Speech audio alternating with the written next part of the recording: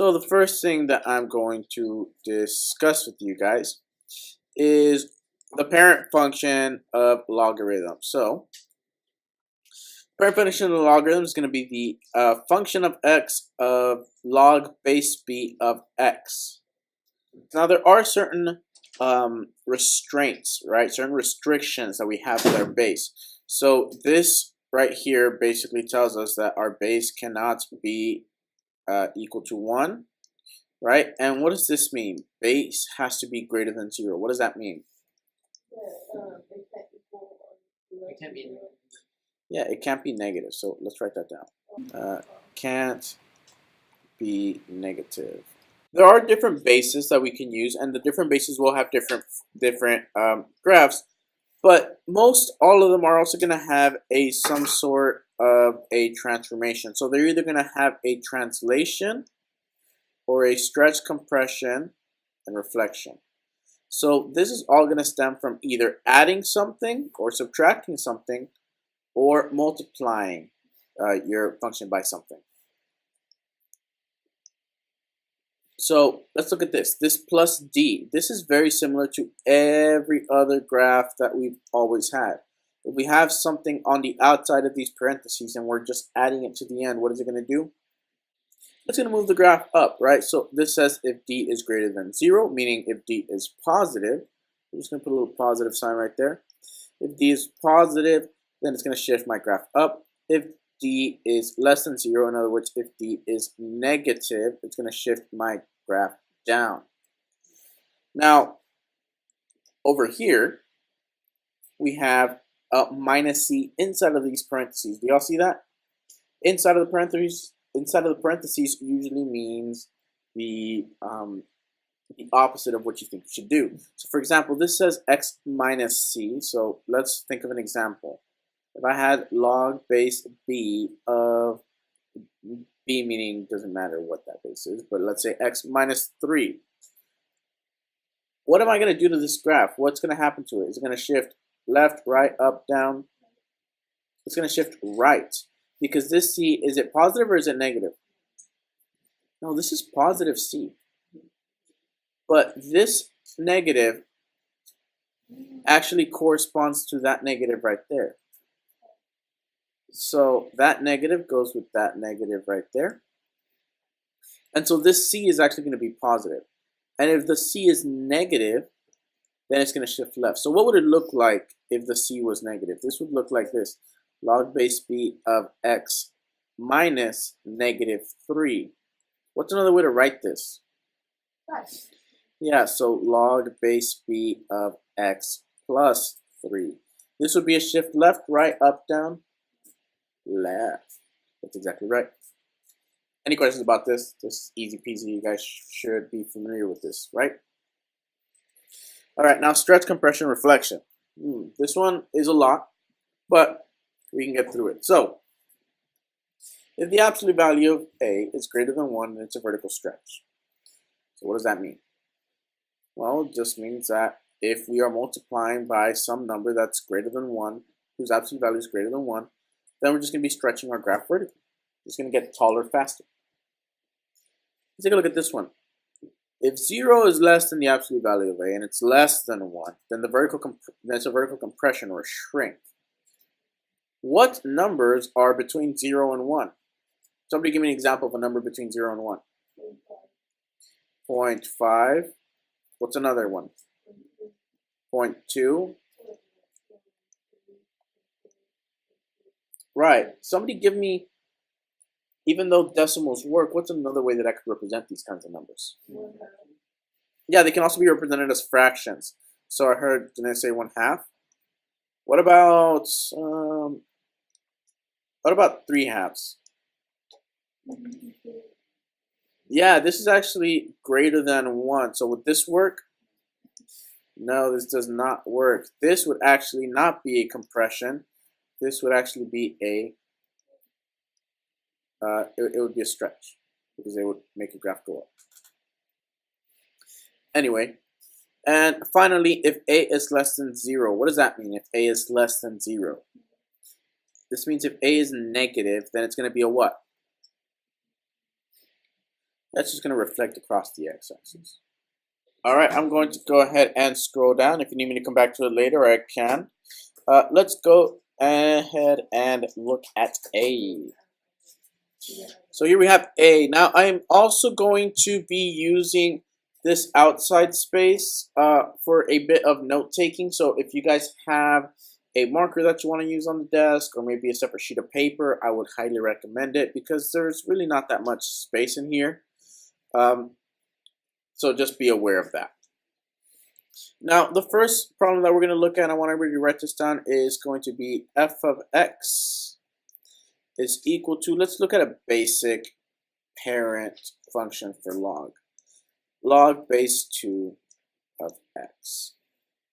This is going to be a parent function. Now, when you have something like this, the first thing that I would suggest is for you guys to go ahead and make a table of values. So I'm going to do that really quick over here. We're going to have an x and a y, and we're going to create a table of values for this. What I mean by that is this. Pick some random values that we can graph to see what our function will look like. Where would you start? Would you start at 0? Why at 0? I'll put in 0. What other ones? Are we using the same ones that we did last time? We can. Let's see what happens. What did we use last time? -2, -1. So 0, 1, 2. last time we used -2, -1, 0, 1, and 2. Okay, we can use these. Now, let's see what happens if we try to plug it in here. Okay, so I'm going to start off with -2. Log base of 2 of -2. If I try to figure this out without a calculator, because I don't have a calculator on me right now, but this is basically asking 2 to the what power is equal to -2. What's the answer to this?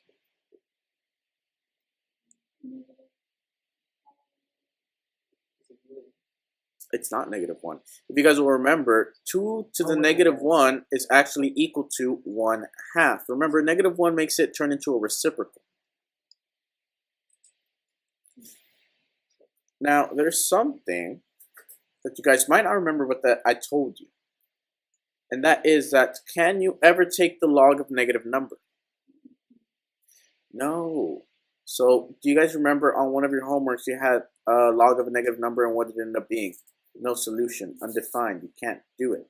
So this does not work, this is an error. So you cannot take the log of a negative number.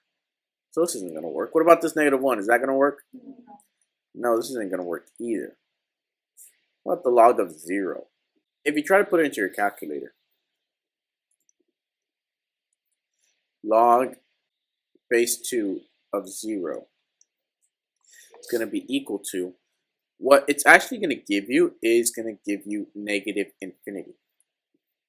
So it's still sort of an error. It's undefined because you can't get to -infinity, right? But we can definitely put that in there. And so we know that at 0, y is going to be equal to -infinity. So in other words, it's going to be something that's really, really, really down here. We're just going to go ahead and put that down there. We're going to say that that's -infinity because we know that our graph is going to be heading that way. Does that make sense? But really what we're going to have at 0, ladies and gentlemen, if you ever get something like -infinity, is you're actually going to have an asymptote. So what I'm going to do is I'm going to go ahead and put a line right there to denote an asymptote. All right, so we have our asymptote right there. Let's try log base 2 of 1. What does this equal? Well, this is asking 2 to the what power equals to 1? 0. Great. So remember, anything to the 0 power is equal to 1. So this is going to actually be equal to 0. And we can actually plot that point. I'm going to pick a different color to plot it. Let's go with Arlington South colors, because why not? At At x is equal to 1, my y will be 0, so that means that that is where I'm going to cross my x-axis. So I'm going to just plot that point right there. Let's try the next one. Log base 2 of 2 is equal to 2 to the what? Gives me 2. 2 to the first power is equal to 2. So nice, 1. I'm not going to plot that right now. I'm going to move on. I'm going to try one more. What about if I plugged in 4 for x? Log base 2 of 4. 2 to the what power gives me 4?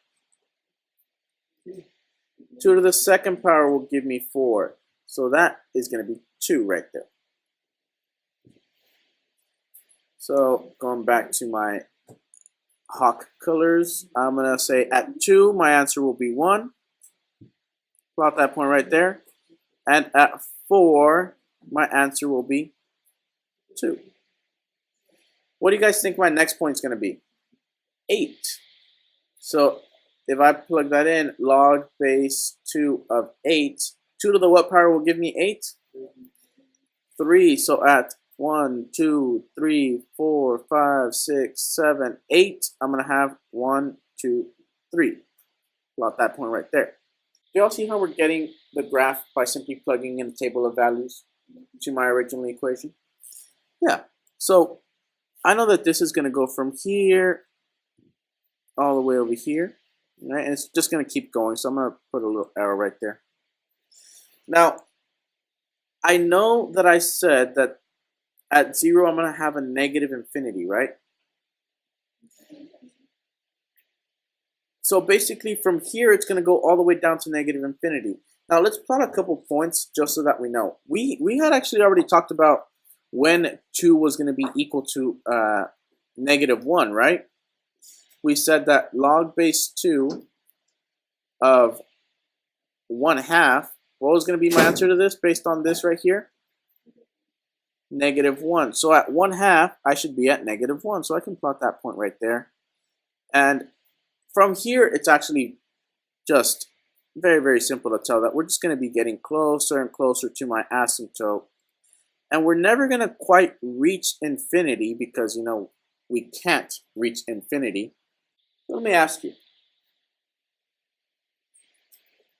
what would you say is the domain of this? Let's try to solve these let's try to answer these questions that they're asking us. The domain, the range, the x-intercept, the asymptote, and the behavior. 0 to infinity, that's right. So your domain on questions like this is usually going to be starting at your asymptote, comma, to infinity. Sometimes it'll be negative infinity, depending on which way your graph is facing. But it's always going to start for sure at your asymptote. So what is your asymptote? 0. Your asymptote is 0, comma, and then you're going towards positive infinity. Now, are we going to be using brackets or parentheses for these? Why are we using parentheses? Because why? You never reach either of them. You're never going to touch that 0 line, right? That's why it's an asymptote. And you're never going to touch infinity because it's frankly just impossible to touch infinity. Now, this sort of gave us our asymptote. What is my asymptote? So let's talk about the difference between y is equal to 0 and x is equal to 0. Because we know for sure that our asymptote is probably going to equal 0, right? Because that's where the line is. Now, how do I know whether y is equal to 0 or x is equal to 0? Well, let's plot the line y is equal to, I don't know, 6. If I go to y is equal to 6, that means that my y value has to be 6. So I'm going to go 1, 2, 3, 4, 5, 6. So y is equal to 6 right here. What does y equal right here? That is still y is equal to 6. What about right here? 6. What about over here? So what kind of line is this forming? It's a horizontal line. So whenever you say something like y equals, you're talking about a horizontal line. Horizontal line. So naturally, if if y equals is a horizontal line, what do y'all think about x equals? It's a vertical line. That's a vertical line, right? It's the same idea if I said x is equal to -4. Well, we go 1, 2, 3, 4. X is equal to -4 right there. What's x equal to right here? -4 right there. And over here, and over here, and over here. X is always going to be equal to -4 on this vertical line. So is my asymptote going to be y equals 0 or x equals 0? X equals 0 because we know that it's a vertical asymptote. Questions about that? All right, now let's go on to our range. Our range is going to be very, very simple because it's pretty much always going to be this for log functions. It's always going to be the same. What do you guys think it is? It's going to be from -infinity to +infinity. That's going to be our range. You can see that it goes all the way down. And even though it's going up very slowly, it does go all the way up. And it will keep going up forever. So that's why our range would be all the way down to -infinity, all the way up to +infinity. Let's talk about our x-intercept. Our x-intercept, just so you guys know, is going to be the place where our y is equal to 0. Because wherever our y is equal to 0, which is this line right here, our x-axis, that's where it's going to cross our x-intercept. Or that's where our x-intercept is going to be. That's where it crosses our x-axis. So here, you can go back to your table of values, really. And you will see that there is a place where y is equal to 0. Where is that? At x is equal to 1. So you could say your x-intercept is wherever y is equal to 0. And it just so happens to be at 1, 0.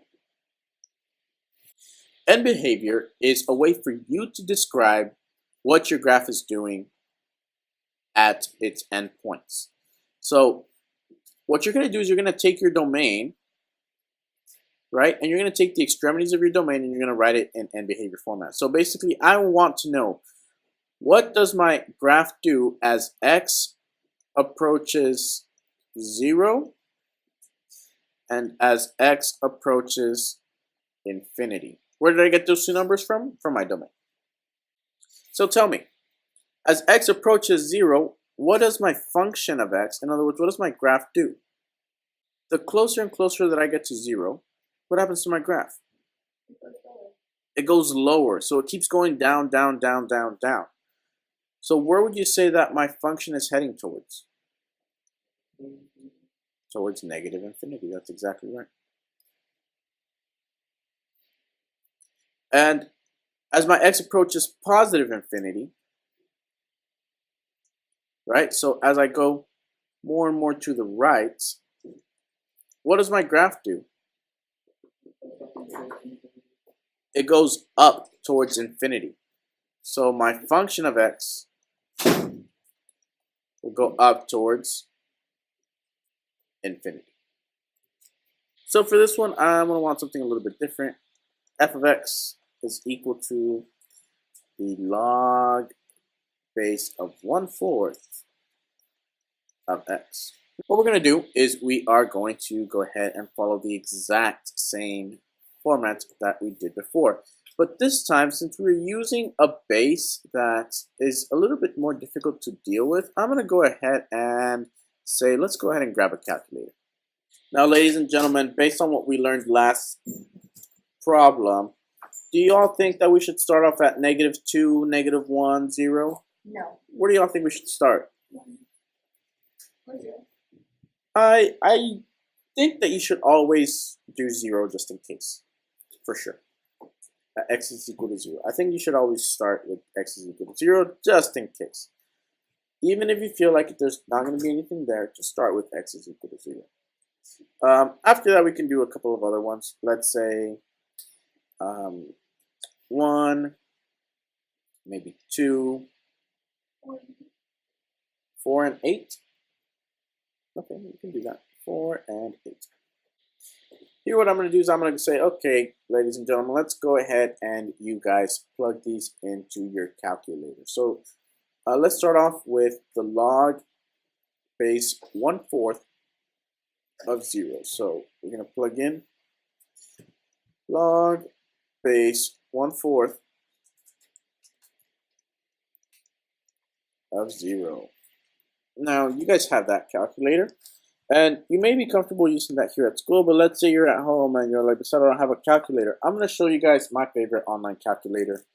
Well, for graphing stuff, it would be Desmos.com. And this is a great calculator if you need to graph something. You can literally just plug it in. And for solving actual problems, I really like wolframalpha.com. And so I'm going to go ahead and graph the log, and this is the way that you put it in, log base 1/4 of x.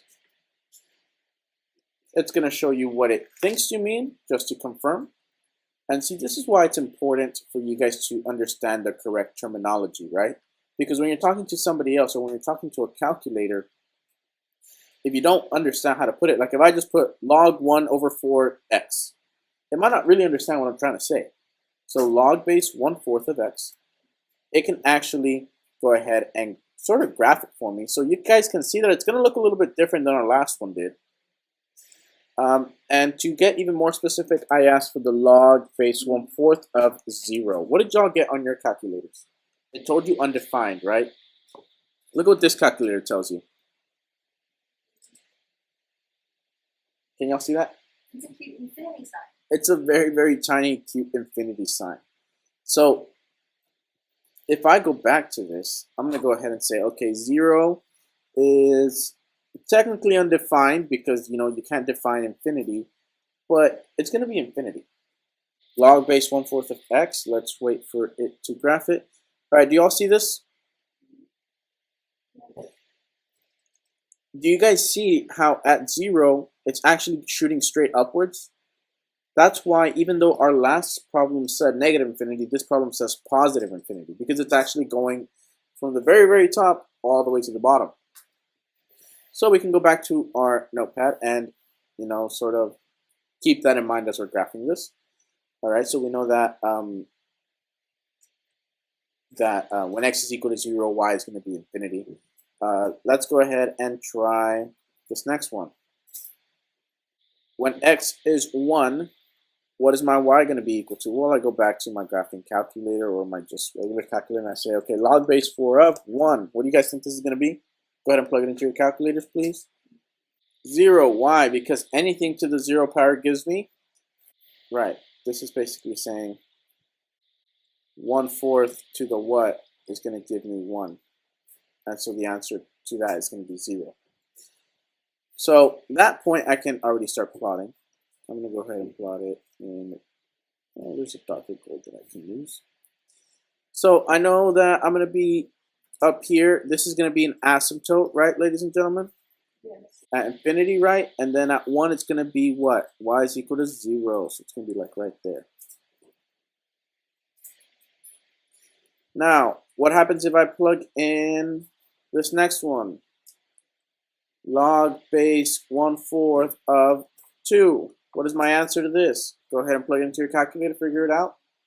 Negative 0.5 or negative 1/2. So at x is equal to 2, I'm going to have negative half. So negative 0.5 right about there. What about the next one? Log base 1/4 of 4. My answer should be negative 1, exactly. So I'm going to go back here, say that's negative 1. At x is equal to 4, 1, 2, 3, 4. It's going to be equal to negative 1. And then at 8, what is it going to be? Negative 1.5. 1, 2, so that's 8, and negative 1.5 should be about right there. So you can sort of start to draw your graph. You have to understand pretty much kind of where it's going. And these graphs don't really have to be perfect. They don't have to hit every single point.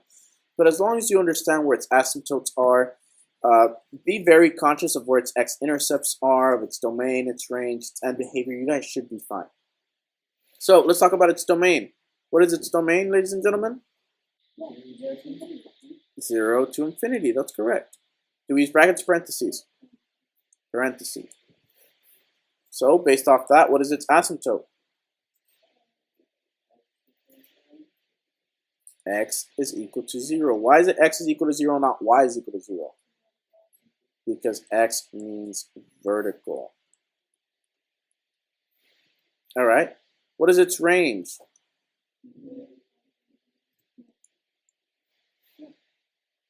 Negative infinity to positive infinity. It's always negative infinity to positive infinity when you're working with logarithms. What about its x-intercept?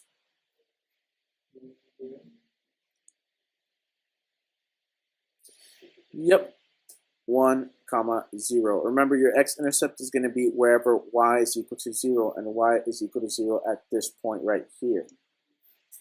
Now, end behavior. End behavior is the new thing that we're working on. What is its end behavior?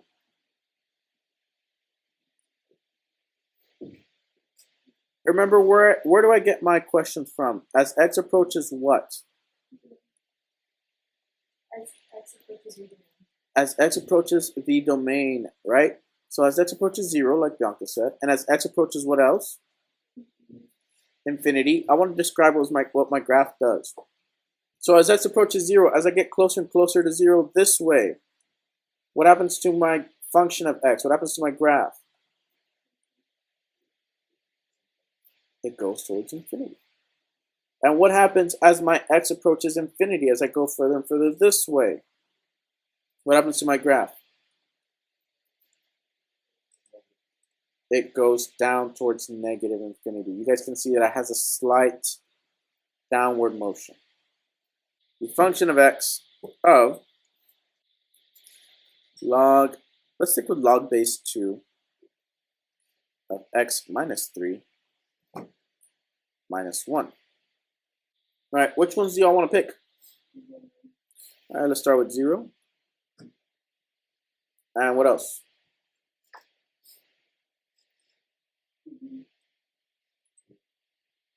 3. What else? 4. 8. Awesome. What I'm going to do is I'm going to go ahead and take this and I'm going to plug it into Wolfram Alpha, see what it gives me for x is equal to 0. So if I take this and I say, okay, the log base 2 of, let's say, 0 minus 3 minus 1, right? That's basically the function that we have here, right? X minus 3 minus 1, so plug it in for 0. 0 minus 3 minus 1, right? If I do this, log base 2 of 0 minus 3 minus 1. Well, when I solve this, I'm taking the log base 2 of negative 3 minus 1. Can I take the log of a negative number? Nope, I can't do this. So this is actually not going to work this time. Let's go back to Wolfram Alpha. There we go. What would be my result there? Negative infinity. So if I use 3, then it should be at negative infinity. Negative infinity. Again, your calculator is not really going to be able to tell you this. So basically, whenever you have this y is equal to negative infinity or y is equal to positive infinity, that's basically where your asymptote is going to be. So we're going to go 1, 2, 3. This is where your asymptote is going to be, right? And we know that this is basically saying, okay, we're going to start way down here, and somehow we're going to go up there. So let's try to plug in x is equal to 4. So go back here. 4 minus 3 minus 1. Our answer is negative 1. We go back to our notes. This is negative 1. Now let's try 8. Type an 8 in there. My answer is, well, my answer is about 1.32. That's not going to be super easy to graph. 1.32. Why don't we try something like 5? So now we're just going to plug in 5 into here. And that gives me 0. That's what I'm looking for. The reason I was looking for that is because whenever y is equal to 0, what is that, guys? My x-intercept. So I'm going to try to plot these points. So at -4, so at 4 we got 1, 2, 3, 4. 4 is -1. At 5 we have 0. And at 8 we have about 1.32. So 1.32 should be about right there. And I feel like if I was to plug in a 7 in here, my answer would be 1. Let's see if I can double check that and confirm. If I plug in a 7 here, 7 minus 3, my answer would be 1. So at 7, which is right here, my answer should be 1. And from here, I can sort of tell what my graph is going to look like already. I can go ahead and graph it. Oops, I didn't quite hit that point. Let me try again.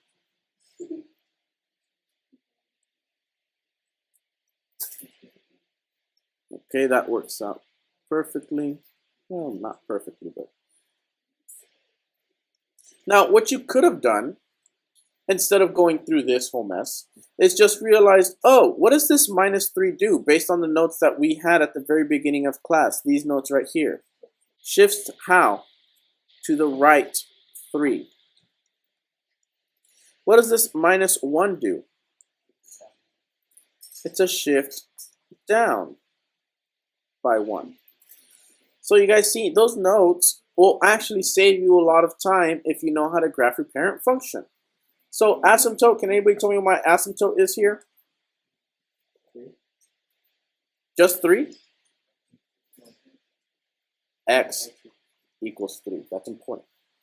Domain, -infinity or positive infinity is always going to be your range, but your domain, if we look at this first one, I told you it's not 0, it's from your asymptote to infinity.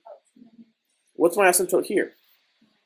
3 to Exactly, so this one's going to be from 3 to positive infinity.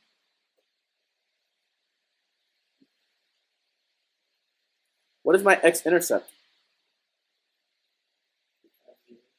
5, 0. That's wherever your y is equal to 0, right? And so we found it right here at 5. When we plug in 5, my y happened to be 0, so 5, 0. And now let's describe our end behavior. Where do I get my questions for end behavior? As x approaches what, and as x approaches what else?